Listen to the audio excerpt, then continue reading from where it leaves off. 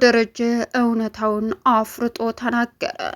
ለወይዘሮ ማርታም እንዲሁም ደግሞ ሰላምዬንና ዳጣን እውነታውን አፍርጦ ሰላም እናትሽ ናት በማለትም ከሰላም ጋር ይዞ ሄዶም ሁሉንም እውነታ አፈረጠው። ዳጣ የምታደርገው ግራ ገብቷት ደንግጣ ማልቀሷን ጀመረች። ሌላኛውና ከባዱ የወይዘሮ ማርታ ሁሉንም ነገር ስትሰማ አሁን ላይ ዳጣ እንግዲህ አቶ ደረጀ ሰላምን እቅፍ አድርጎ ማልቀሱን ሲያያዝም ዳጣ ምን እየሆናችሁ ነው አባዬ ብትልም በድንጋጤ ቀወጠችው። ነገር ግን አቶ ደረጀ እውነታውን የምታውቀው ሰላም ስለሆነች ስለ እውነታው ለማንም መናገር ቢከብደው እንባ አልቅሶ አልወጣለት ሲልም ሰላምን እቅፍ አድርጎ ማልቀስ ጀመረ። ዳጣን መጀመሪያ ይዞ ሄዱ እናትሽን ላስተዋውቅ ሲላትም ዳጣ የመጨረሻ ግራ ተጋብታም ሰላም ቤት ይዟ ሲሄድ ምንድነው ነገሩ አለች። በዚህን ሰዓት ሁለቱን ተቃቅፈው መላቀስ ጀመሩ። አቶ ደረጀ ጸጥ ብሎ መመልከቱን ቀጠለ። ሰላምን ቅፍ አድርጎ ይዞ አቶ ደረጀ ያለቀሰበት ምክንያትም አሁን ላይ እጅግ በጣም ውስጡ በሀዘንና በጭንቀት ስለተሞላ ሰላም እንግዲህ ስለተወለደውም ልጅ ስለዳጣም ሁሉንም ነገር ስለምታውቅ ጠንቅቃ ለሷ ሳወራና እሷ ላይ ሳለቅስ ይወጣልኛል ብሎ በማሰብም ከሰላምዬ ላይ አቅፏት እየየ ማለት ጀመረ። ሰላም ውድና የተከበራችሁ የዙዙነት ሚዲያ ቤተሰቦች እንዴት ናችሁ? ላይ ሰላማችሁ ይብዛልኝ። ለዚህ ቻናል አዲስ የሆናችሁ ሰብስክራይብ እያደረጋችሁ ቪዲዮን እስከ መጨረሻው ተከታተሉ። በጉጉት ስንጠብቀው የነበረው ዳጣ ቀጣይ ፓርቲ ዘመተናል። እንግዲህ አቶ ደረጀ ሁሉም ነገር ስለመረረውና ስላስጠላውም የመጨረሻ በብስጭት ላይ ባለበት ሰዓትም ነገር ግን አሁን ላይ እውነታውን አውጥቶ ከዚህ በላይ ሰቃየትም ሆነ እንዲሁም ማስመሰል አልችልም በማለትም በሚያሳዝን ሁኔታ እውነታውን እንግዲህ ፍርጥ አድርጎም ተናገረ። ዳጣን መጀመሪያ ከሰላምዬ ጋር ይዞ ሂዶ እውነተኛ እናትሽ ማን እንደሆነች ልነግርሽ ይገባል ሲላትም እሷም አባዬ እውነትን ነው ስትለውም አዎ እውነቴን ነው ሲላትም እሺ ብላ ተከትለው ስትሄድ ግን ከሰላም ቤት ነበረ። አባዬ ምን እያልክ ነው? ከሰላም ቤት እኮ ነው ይዘኸኝ ሄድከው ስትለውም እሱም አዎ እዛ ነው የምታገኛት እናትሽን ሲልም ዳጣ እንግዲህ የመጨረሻ እየተጠራጠረች ደረጀን ተከትላ ከሰላም ቤት ስትሄድም ሁላችሁም ተረጋጉና አዳምጡኝ። ይህ ሁሉ አሁን ላይ እንግዲህ ሰላም እናትሽ ናት ዳጣዬ ብሎም ገላገላት። ዳጣ አሁን ላይ ሰላምን አቅፋ ይዛ እየየ ማለቷን ቀጠለች። የተፈጠረው ነገር በሙሉ አሁን እንግዲህ እንዴት ይሄ ሊሆን ይችላል ስትልም እኮ እናቴ አብራኝ እያለች ነው ስሰቃይ የከረምኩት በማለትም እንግዲህ ሲቀውጠው አዎ አብራኝ እያለች ነው ለካ ስትልም እና እናቴ ሰላም ናት? አዎ እናቴ ሰላም ናት። ላንቺ ብላ አንቺን ለማግኘት የኔ ቤት ሰራተኛ ሆና ቀረች። ስለዚህ ልጄ እውነታው ይሄ ነው ሲላትም እሷም እሺ በማለትም እንግዲህ ከማርታ ጋር ተናንቃ ማልቀሷን ቀጠለች። ከሰላም ጋር ተናንቃ ማልቀሷን ቀጠለች። በሌላው ቀን ደግሞ አብጌልንና ወይዘሮ ማርታን ይዘው ሄዶ እውላችሁ ማድሪ ምን ፈልጋ እንደሆነ አላውቅም፣ ሰላም ትፈልጋችኋለች። ምን? አዎ ዳጣን፣ አንቺን እንዲሁም ደግሞ አብጌልን፣ ከዛ ውጭ ሌላ ሰው አልፈልግም፣ የኛ የቤተሰብ ጊዜ ነው ብላ ነው የጠራችን ሲልም እንግዲህ ወይዘሮ ማርታ እሺ ብላ ተነስታ ለባብሳ ከአቶ ደረጀ ጋር ያላትን በሙሉ አምና ተከትላ ሄደች። በዚህን ሰዓት የተፈጠረው ነገር ግን አቶ ደረጀ ለወይዘሮ ማርታ እውነታውን መናገር ስለፈለገ ብቻና ብቻ ስለሆነም እንግዲህ በሚገርምና በሚያሳዝን ሁኔታ ሁላቸውም በጭንቀት እየየ እያሉ ቢገኙም ግን ደግሞ እውነትም አሁን ላይ የመጨረሻ ከባድ እንደሆነም ግልጽና ግልጽ ነው።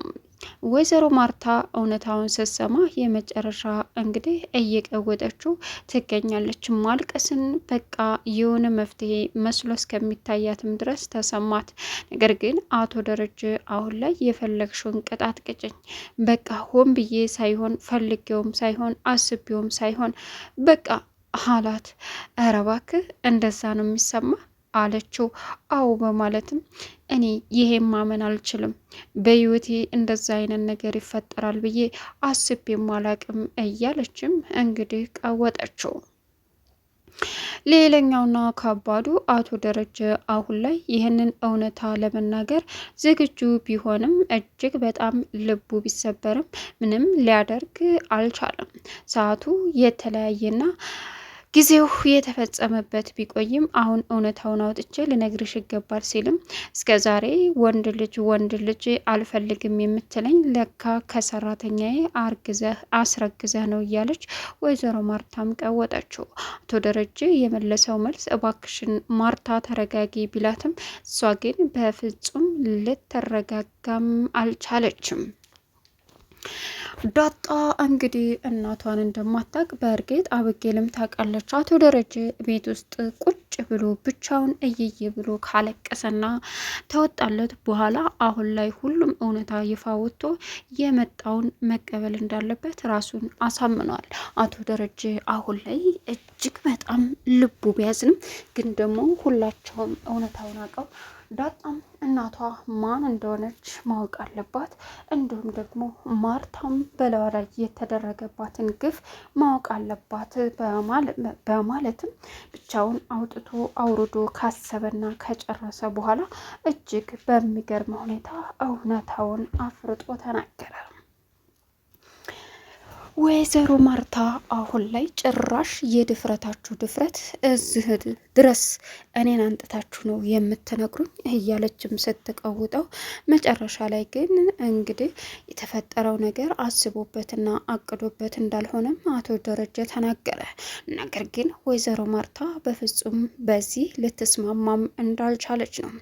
ዳጣንና እንዲሁም ናታንን በጣም በሚያሳዝን ሁኔታ አሁን ላይ አብጌል ለያየቻቸው። አብጌል ከዚህ በኋላ ከናታን ጎን እንድትቀርብ ማድረግ የለብሽም ብላ መድኃኒት ስለመከረቻት አብጌልም ወደ ቀድሞ ማንነቷ ክፋቷ ባይሆንም ግን ደግሞ እያስመሰለች መኖርንና የራሷ ማድረግ ያለባትን ነገር እንደምታደርግ ግልጽ አድርጋ ተመካከረች። ሴት ላይ ስለሆንሽ ብልጥ መሆን አለብሽ። እሱ ማነውና ነው እሷ ማናትና ነው የምትቀማሽስ? እሱስ የሚሄደው አንቺን የማይወድበት ምክንያት ይችን የጎዳና ልጅ ሊወድና ሊያፈቅር አይችልም በማለትም እንግዲህ መድኃኒት የአብጌልን ጭንቅላት በመሙላትም አብጌልም በአክስቷ ሆን ብላ አድርጋ የተፈጠረውን ነገር በሙሉ እጅግ በሚያሳዝን ሁኔታ አሁን ላይ ሁላቸውም በድንጋጤ ወይኔ እያሉ ይገኛሉ። የዳጣ ውሳኔ አብጌልን ከዚህ በኋላ ትታላት እንደፈለገች እንድትሆን እንጂ በፍጹም ከዚህ በኋላ ከናታን ጋር ምንም በወደው መቀጠል የለብኝም፣ የተፈጠረው ነገር በሙሉ ትክክል አይደለም እያለችም ከራሷ ጋር ከተማከረች በኋላ ሁሉንም ነገር ትውት አድርጋ ህይወቷን ወደፊት የተሻለ ለመምራት እየቀጠለች ትገኛለች።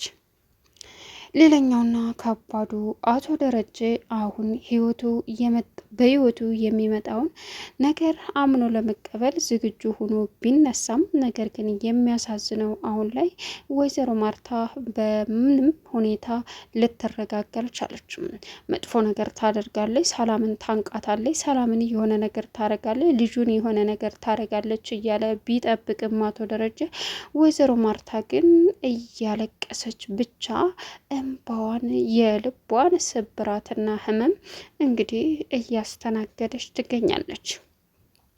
አብጌል የመጨረሻ እንግዲህ ያለቀሰች የተፈጠረውን ነገር ለእናቷ ስታስረዳትም እናትየዋ እንዴ ምን ሆነሻል? ይህን ሁሉ ደብቀሽ ነበር ስትላትም እና ምን ላርግ እማዬ፣ ይሄ ሁሉ የደበኩሽ ወድጄ ይመስልሻል? አንቺና አባዬ እንዳትለያዩ ነበረ እባክሽን አለቻት። እንደ ሰው በቤቱ ይህን ያክል ባዳ ይሆናል? ይህን ያክል እንዴት መጥፎ ይሆናል? እንዴት ባዳ ሆናለሁ? እያለችም እንግዲህ ቀወጠችው ወይዘሮ ማርታ። እማዬ ባዳነት እንድሰማሽ ፈልገን አይደለም፣ ግን ደግሞ የተፈጠረው ነገር ይሄ ነው። እባክሽ እማዬ እኔንም ልትረጅኝ ሞክሬ። አባዬ እኮ በጣም እያለቀሰ እየተሰቃየ ነበር ስትላትም፣ ስለዚህ መቅደ ያለችው እንዲሁም ጎረቤት ሌላ ሰው ይህም የተወለደው ልጅ የደረጀ ነው ማለት ነው። አይኔን ተሸፉኛለሁ ማለት ነው። ለእኔ ያልታየው ለውጭ ሰው ለብዙ እየታየ ነበረ። ጎረቤቶችም ሲያሙኝ የነበረው ይሄ እውነታ ስላለ ነው። አሁን ደግሞ ጭራሽ ትልቅ ሌላ ያልጠበቅኩት ዳጣ የኔ ሊናት ያለ ይሄኛው ልጅ ማን ነው እውነታውን ንገረኝ ስትለው ይህንንም እንደተሳሳተና ልጁ እንደሆነ ሰላም እቅጭ አድርጋም ተናገረች።